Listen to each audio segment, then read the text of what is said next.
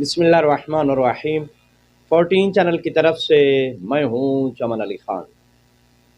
آج میں آپ کو مکتب اہل بیت میں جو عقیدہ توحید ہے اور جس پر ایمان لانا ہر صورت میں ضروری ہے، مکتب اہل بیت کے اس عقیدہ توحید کا تعارف کروانا چاہتا ہوں۔ لیکن اس سے پہلے آپ تمام حضرات سے اپیل ہے 14 چینل کو سبسکرائب کر کے، لائک کر کے اور شیئر کر کے ممنون فرمائیں۔ اس وقت میرے پاس جو کتاب ہے جس سے میں مکتب اہل بیت کا عقیدہ توحید آپ تک پہنچا رہا ہوں، اس کتاب کا نام ہے اعتقادات شیخ صدوق۔ یاد رکھیے، شیخ صدوق وہ ہستی ہیں کہ جو باقاعدہ امام زمان علیہ السلام کی دعا سے پیدا ہوئے۔ امام زمان علیہ السلام نے ان کے والد کی درخواست پر ان کی ولادت سے قبل دعا فرمائی۔ اسی سال کہ جس سال امام زمان علیہ السلام نے ان کے والد کے حق میں اولاد نرینہ کے لیے دعا فرمائی تھی، اسی سال ہی شیخ صدوق رحمۃ اللہ علیہ کی ولادت ہوئی۔ شیخ صدوق رحمۃ اللہ علیہ کی کتاب اعتقادات سے عقیدہ توحید بیان کرنے سے پہلے میں اس بات کی وضاحت ضروری سمجھتا ہوں کہ اگر آپ کو کسی بھی مذہب یا مکتب فکر کے عقائد، احکامات یا قوانین وغیرہ کا علم حاصل کرنا ہو تو یاد رکھیے کبھی بھی عوامی افراد پر انحصار نہ کیجیے، کیونکہ عوام یا عام افراد کسی بھی مذہب یا مکتب فکر کے عقائد و احکام و قوانین کے لیے سورس نہیں ہوا کرتے۔ کوئی بھی مذہب ہو یا کوئی بھی مکتب فکر ہو، اس کے عقائد کے بارے میں یا قوانین و احکام کے بارے میں اگر آپ کو آگاہی مطلوب ہے تو ہمیشہ اس مذہب و مکتب فکر کے ذمہ داران کی طرف رجوع کریں۔ اور شیخ صدوق رحمۃ اللہ علیہ وہ ہستی ہیں کہ جو ائمہ معصومین علیہم السلام کے بعد مکتب تشیع کے صف اول کے ذمہ داران میں سے ہیں، اور انہیں مکتب اہل بیت کے عمائدین میں سے شمار کیا جاتا ہے۔ شیخ صدوق رحمۃ اللہ علیہ کی یہ کتاب جو کہ اردو ترجمہ کی صورت میں میرے پاس ہے، اس کتاب کا نام ہے اعتقادات، جسے عام طور پر اعتقادات شیخ صدوق کہا جاتا ہے۔ اس کتاب کو جنوری سن 2006 میں البلاغ المبین اسلام آباد کے ادارے نے شائع کیا، اور اس کتاب کے صفحہ نمبر 15 پہ، پیج نمبر 15 پہ، اس سے پہلے والے جو 14 صفحات ہیں وہ بذات خود کتاب کے تعارف کے بارے میں ہے اور کتاب کے مؤلف کے تعارف کے بارے میں ہے، اور یہاں سے پیج نمبر 15 سے باقاعدہ مکتب اہل بیت کے جو اعتقادات ہیں ان کو بیان کیا جا رہا ہے۔ صفحہ نمبر 15، شیعہ اثنا عشری کا عقیدہ توحید، یہ ہائیڈنگ ہے، اور اس کے تحت میں درج ہے کہ جان لیجئے کہ توحید کے بارے میں ہمارا عقیدہ یہ ہے کہ اللہ تعالیٰ واحد و یکتا ہے، کوئی چیز اس کی مثل و مانند نہیں، ہمیشہ سے ہے اور ہمیشہ رہے گا، سنتا ہے، ہر آواز کا علم رکھتا ہے، دیکھتا ہے، یہ دکھائی جانے والی چیزوں کا علم رکھتا ہے، ہر شے سے باخبر ہے، وہ ایسی ذات ہے کہ اس کا کوئی کام حکمت سے خالی نہیں ہے، زندہ ہے اور اسے زوال نہیں ہے، غالب ہے، منزہ ہے، سب چیزوں کا علم رکھتا ہے، ہر شے پر قدرت رکھتا ہے، بے نیاز ہے، اس کی پاک ذات ایسی ہے کہ اسے جوہر، عرض، جسم، صورت، خط، سطح، ثقل، خفت، حرکت، سکون، مکان اور زمان جیسی صفات سے متصف نہیں کیا جا سکتا، کیونکہ یہ سب مادی یعنی مادی مخلوق کی صفات ہیں، اور وہ اپنی مخلوقات کی تمام صفات سے منزہ اور مبرہ ہے۔ نہ وہ ایسی ذات ہے جس سے فضل و کمال کی نفی کی جائے، اور نہ ہی اس کے کمال کو مخلوق کے کسی کمال سے مشابہ قرار دیا جا سکتا ہے۔ وہ موجود ہے لیکن دیگر موجودات کی طرح نہیں، وہ یکتا ہے، بے نیاز ہے، نہ اس سے کوئی پیدا ہوا کہ جسے وارث بنایا جائے، اور نہ وہ خود کسی سے پیدا ہوا کہ اس کی صفات یا ذات میں شریک قرار پائے۔ اس کا کوئی ہمسر نہیں، اس کی کوئی نظیر نہیں ہے، کوئی ضد نہیں ہے، کوئی شبیہ نہیں ہے، کوئی شریک حیات نہیں ہے، کوئی مثل و نظیر نہیں ہے، اور نہ ہی اس کا کوئی مشیر کار ہے، اور وہ ایسا لطیف و خبیر ہے کہ آنکھیں اسے دیکھ نہیں سکتی، وہ آنکھوں کے حال سے باخبر ہے، انسانی وہم و خیال اس کا احاطہ نہیں کر سکتے، البتہ وہ انسانی وہم و خیال کا احاطہ رکھتا ہے، اسے اونگ آتی ہے نہ نیند، ہر شے کا خالق وہی ہے، اس کے سوا کوئی معبود نہیں، خلق اور حکمرانی کرنا اسی کا حق ہے، بابرکت ہے وہ ذات جو تمام جہانوں کا رب ہے، جو اللہ تعالیٰ کو مخلوق جیسا سمجھے وہ مشرک ہے، اور جو شخص توحید کے باب میں سابق ذکر عقیدے کے علاوہ کسی عقیدے کو شیعوں کی طرف منسوب کرے وہ جھوٹا ہے۔ ہر وہ حدیث جو کتاب خدا کے مطابق نہ ہو وہ باطل ہے، اور اگر اس قسم کی حدیث ہمارے علماء کی کتابوں میں پائی جائے تو وہ مدلس ہوگی۔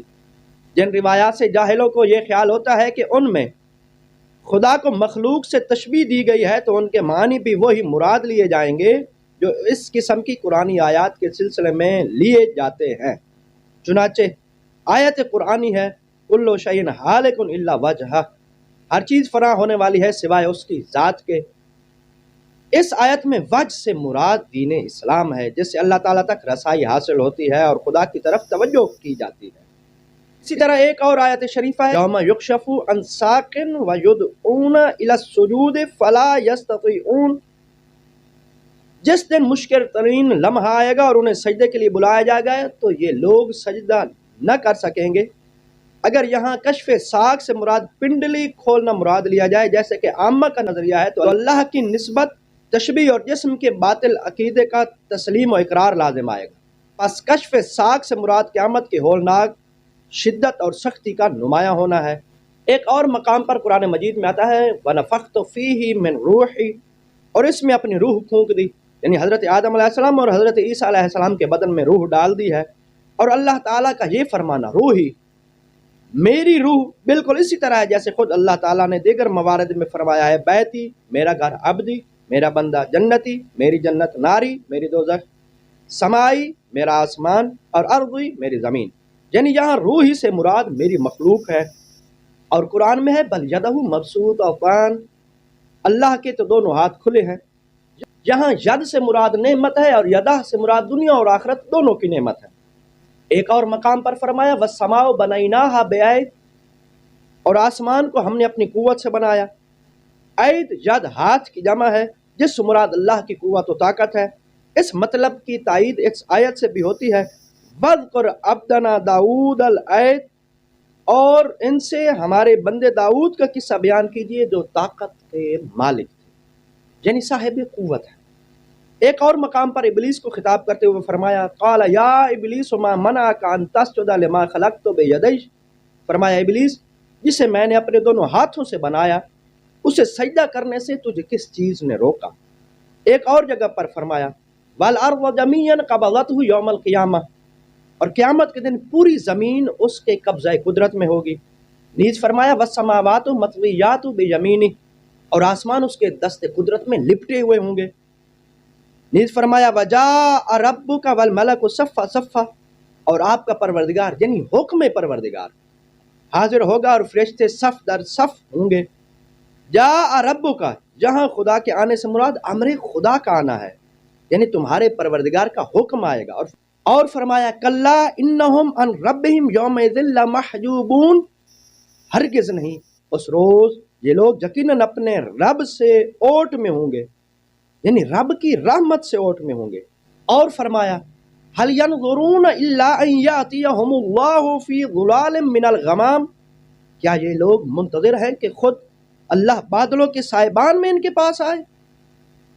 جہاں خدا کے آنے سے مراد عذاب خدا کا آنا ہے۔ اور فرمایا وجوہ یومئذ ناظرۃ الی ربہا ناظرہ، بہت سے چہرے اس روز شاداب ہوں گے، وہ اپنے رب کی رحمت کی طرف دیکھ رہے ہوں گے، یعنی اپنے رب کے اجر و ثواب کے انتظار میں ہوں گے۔ اور قرآن میں ہے وَمَن يَحْلِلْ عَلَيْهِ غَضَبِي فَقَدْ هَوَىٰ، اور جس پر میرا غضب نازل ہوا باتحقیق وہ ہلاک ہو گیا۔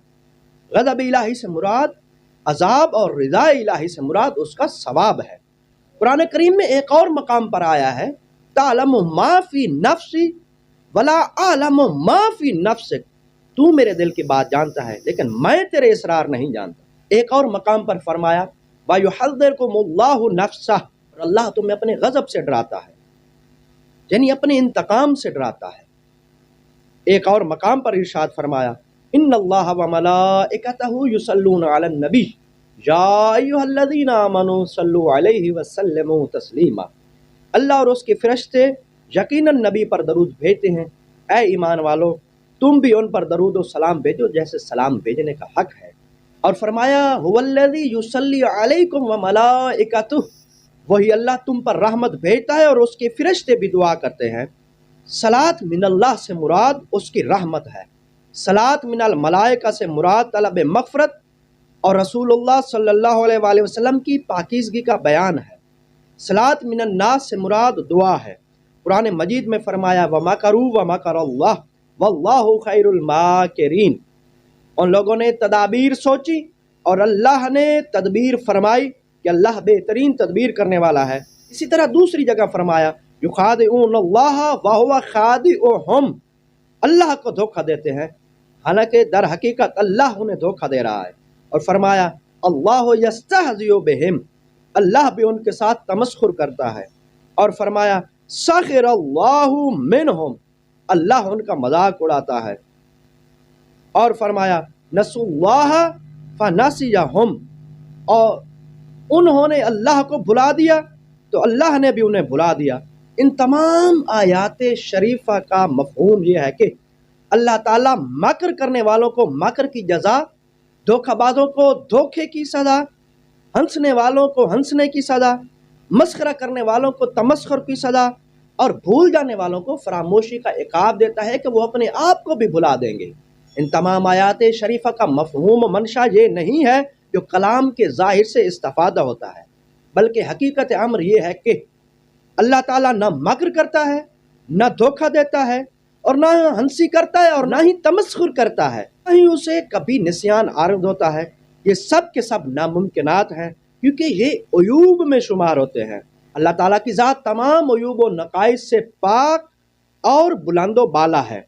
जिन रिवायात पर मुखालिफीन और बेदीन अफराद के हमले होते हैं उनमें इसी किस्म के अल्फाज वारिद होते हैं, लिहाजा उन लफ्ज़ों के वही माना मुराद लेने चाहिए जो कुरान करीम में उनके मानी मुराद लिए गए हैं। अकीदा तौहीद के हवाले से शेख सद्दूक रहमतुल्लाह अलैह की इबारत तमाम। आखिर में मैं इस बात की फिर वजाहत करूँगा कि शेख सद्दूक रहमतुल्लाह अलैह ने ये जो अकीदा तौहीद बयान किया है ये फ़र्द वाहिद का अकीदा तौहीद नहीं, बल्कि ये तमाम मकतब अहले बैत का है कि जो कुरान और अहले बैत के फरामीन से अख़ज़ किया गया है। वस्सलामु अलैकुम व रहमतुल्लाहि व बरकातहू।